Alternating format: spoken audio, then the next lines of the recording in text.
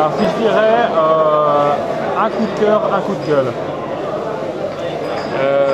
Coup de cœur, je vais prendre un film qui n'est pas dans le palmarès et que j'ai défendu très fortement parce que c'est un sujet de société très... et c'est pour ça que je préfère que ce soit un coup de cœur lié à un film. Mais j'avais envie de donner un coup de cœur au début de l'hiver, qui est un film qu'on a programmé, qui faisait partie des films nominés, qui n'est pas dans le palmarès ce soir, malgré que j'aime ce palmarès ce soir. Mais c'est un film que je défends parce qu'il est... c'est un film qui parle d'un sujet de société assez rare au cinéma, car on dit souvent que la réalité dépasse la fiction.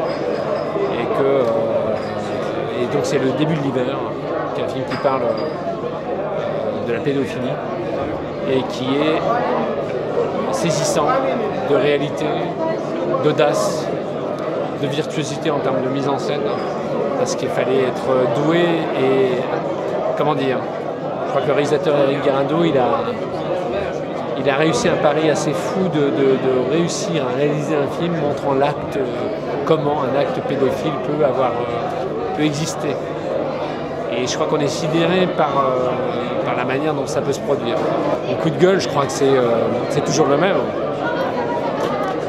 C'est que je ne comprends toujours pas pourquoi le cours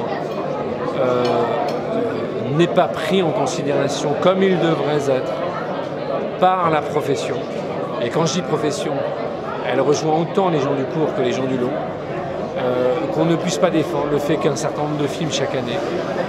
Alors, on en produit plus de 600 en France, et encore, c'est un petit chiffre.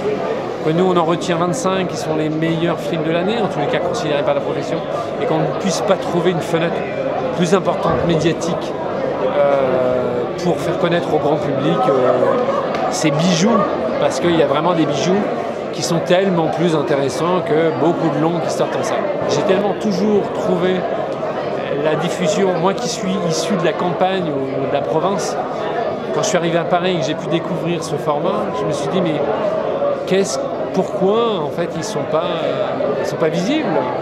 Pourquoi on les montre pas? Et c'est comme ça que sont nés les lutins. Voilà, ça c'est mon coup de gueule. C'est un coup de gueule que je tiens de toute façon depuis les débuts des lutins. Pardon, ouais.